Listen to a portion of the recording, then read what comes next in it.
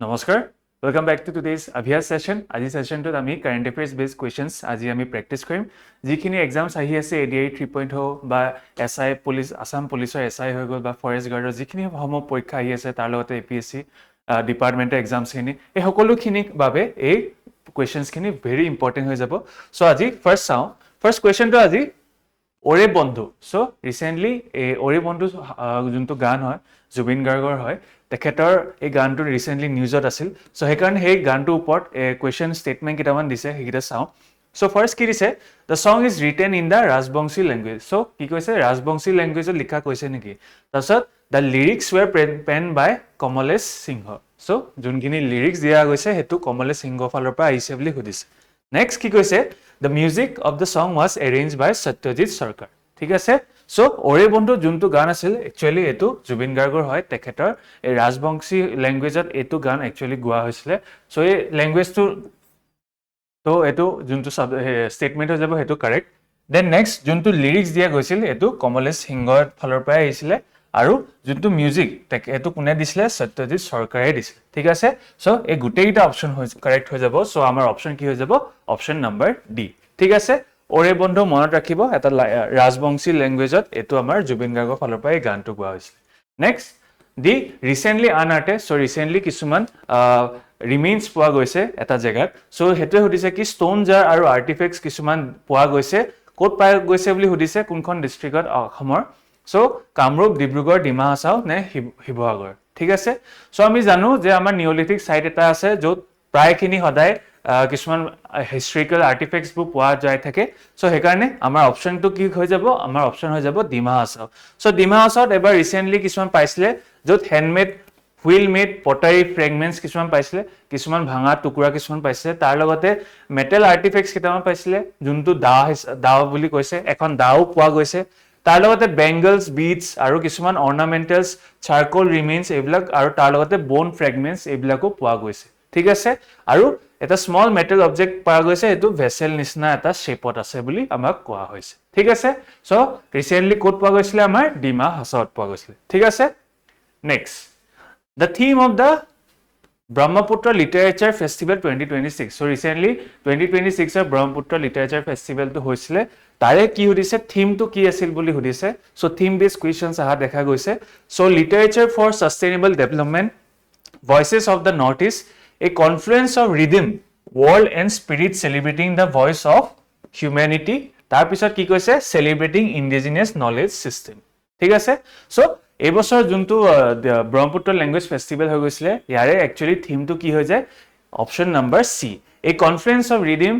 world and spirit celebrating the voice of humanity ঠিক আছে so আৰু কোট হৈছিল বুলি চাও আৰু এটো কোনে অৰ্গানাইজ কৰিছিল অৰ্ধহিলা ট্ৰাষ্ট সো কোনে অৰ্গানাইজ কৰিছিল ভেৰি ইম্পৰ্টেন্ট হৈ যায় আৰু এটো এটা কি হয় এটা কালচাৰেল আৰু লিটাৰেসি অৰ্গানাইজেচন হয় আৰু এবাৰ কোট কৈছিল এটো শিৱসাগৰ ডিস্ট্ৰিক্টত হৈছিল historic capital of the Ahom king আৰু স্পেশাল ফোকাস তো কিহৰ ওপৰত দিয়া গৈছিল আমাৰ ভূপেন হাজৰিকা ডাঙৰীয়া তেখেতৰ বাৰ্থ স্যানিটাৰী যেহেতু হৈছিল সো তেখেতৰ ওপৰত মেইন ফোকাস তো দিয়া গৈছিল আৰু এই ফেষ্টিভেলটো আগতো এবাৰ হৈ গৈছিল যোনটো 2017 চনত হৈ গৈছিল ঠিক আছে সো এটো এবাৰ সেকেন্ড ফেষ্টিভেল হৈ গল সো ফাৰ্স্ট তো কেতিয়া আছিল 2017 আৰু কোনে লিডাৰশিপ লৈছিল ৰীতা চৌধুৰী বাইদেউ ঠিক আছে আৰু এটোই কি কৈছে celebration of the regional trust regional literature music আৰু আৰ্ট সো ৰিজনাল আৰ্ট তাৰ লগতে লিটাৰেচাৰ এইবিলাক বুষ্ট কৰিব কাৰণে আৰু আমাৰ কালচাৰটো আৰু অলপ এনহান্স কৰিব কাৰণে তাৰ লগতে বা অলপ প্ৰমোশন এৱেৰনেছ ক্ৰিয়েট কৰিব কাৰণে এই যোনটো লিটাৰেচি ফেষ্টিভেল হৈছিল হেতু পালন কৰা গৈছিল ঠিক আছে নেক্সট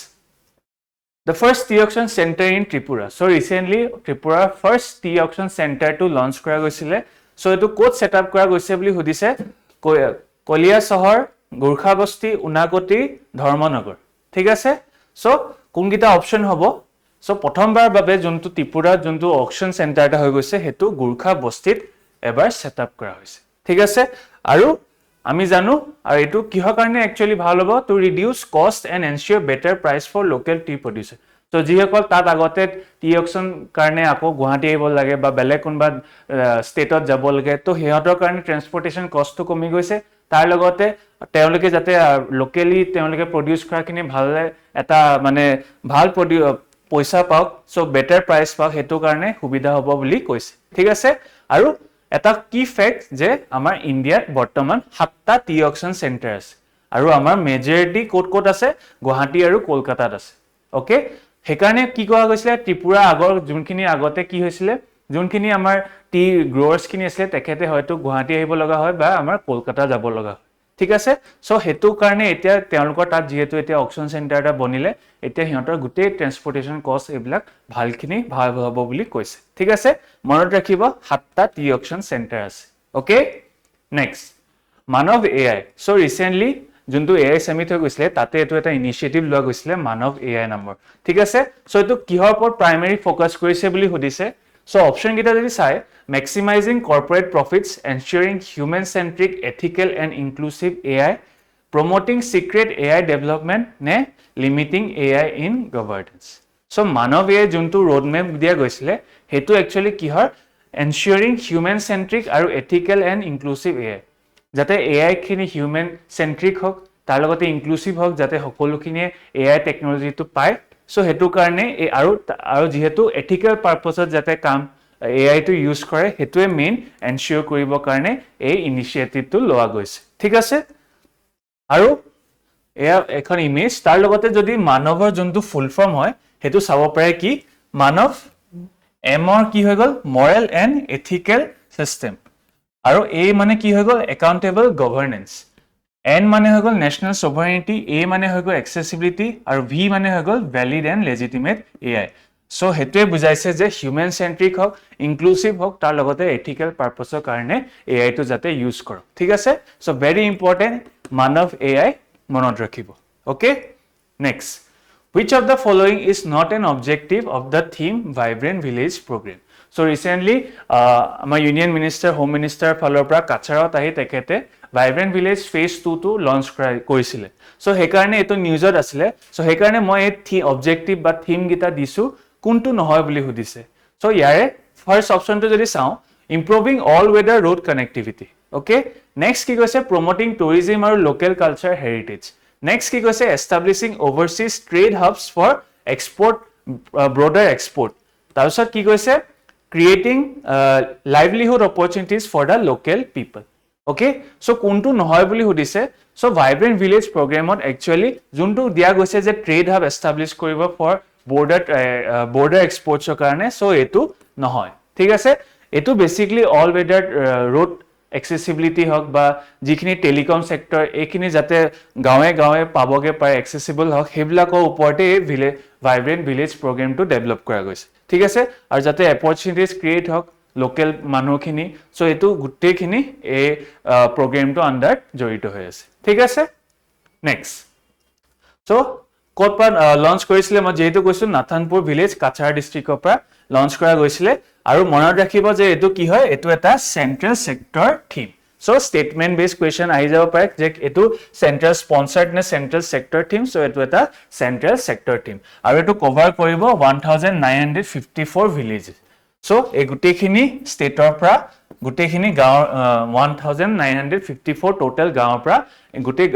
গুটেখিনি ষ্টেটছৰ গাঁৱত এই ফেজ 2 হ'ব তাৰ লগতে কি কৈছে অসমৰ কিমান কিখন আছে 140 সো অসমৰ কিমান আছে 140 খন ভিলেজেস আছে আৰু ইয়াৰ বাজেট কিমান হৈ গল 6839 crores 6899 crores আৰু ইয়াৰ টু কি হল 2028 ৰ পৰা 2029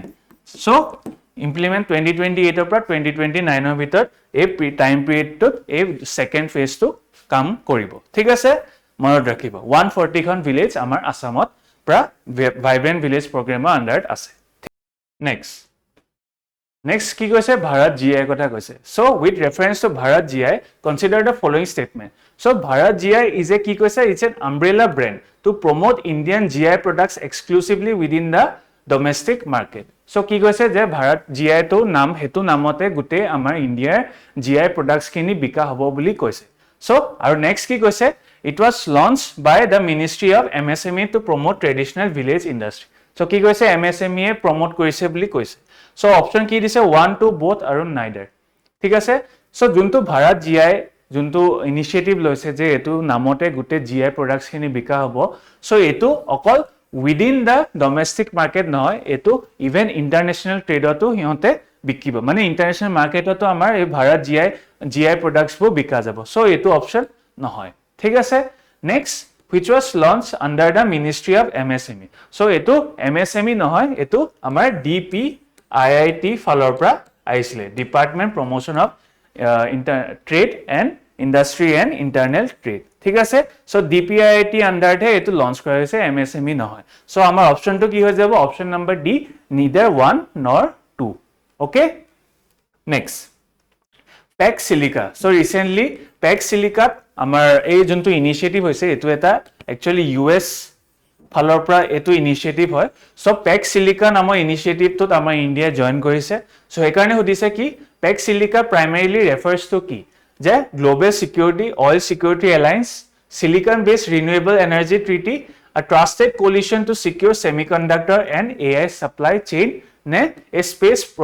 exploration agreement ঠিক আছে সো যোনটো PEC Silica program হয় হেতু একচুয়ালি US ৰ ফালৰ পৰা আহিছে এই ইনিশিয়েটিভটো আৰু এটো এটা কি হয় coalition for semiconductor আৰু AI supply chain সো যেহেতু আমাৰ semiconductor boost হ'বলৈ ইন্ডিয়া বহুতখিনি আগবাঢ়ি আছে তাৰ লগতে AI সো হেকাৰণে এই coalitionটো only for silicon তাৰ লগতে semiconductor তাৰ লগতে AI কাৰণে এই supply chainটো যাতে stable থাকক global tradeত এই সকলোখিনি কোপাৰেচন হক সো হেকাৰণে এই PEC Silica নামত এই আমাৰ ইন্ডিয়া ৰিসেন্টলি জয়েন কৰিছিল ঠিক আছে next which river is the Denville Lower hydroelectric power project situated so Denme juntu lower hydro power project hoise hetu kod ase hudise Brahmaputra Subansiri Lohit ne Siang river okay so juntu lower hydro power project hoise hetu actually amar Lohit river ase hetu amar Arunachalot ase বৰ্তমান আৰু এটো কিমান capacity হৈ গল 1750 মেগাৱাটৰ এটো total install capacity ঠিক আছে মনত ৰাখিব দেনৱে পাৱাৰ প্ৰজেক্টটো কোড আছে বুলি কলে হাইড্ৰো পাৱাৰ প্ৰজেক্টটো এটো অৰুণাচলত আছে আৰু লোহিত ৰিভাৰতে আছে ঠিক আছে সো আশা কৰিলো আজি সেশনটো ভাল লাগিলে আজি ইয়াতে মই হেক কৰিছো নেক্সট ক্লাছত আৰু আমি তেনেকুৱা কিছুমান কাৰেন্ট এফেয়াৰ্স কোৱেশ্চনছ আমি প্ৰেক্টিছ কৰিম সো যদি ভাল লাগিলে লাইক কৰিব সাবস্ক্ৰাইব কৰিব আৰু যদি কিবা হুদিব লগা আছে বা কিবা জানিব লগা আছে কমেন্ট সেকশনত জনাব ঠিক আছে সো আজিলে ইয়াতে হেক কৰিছো থ্যাংক ইউ ভেৰি মাচ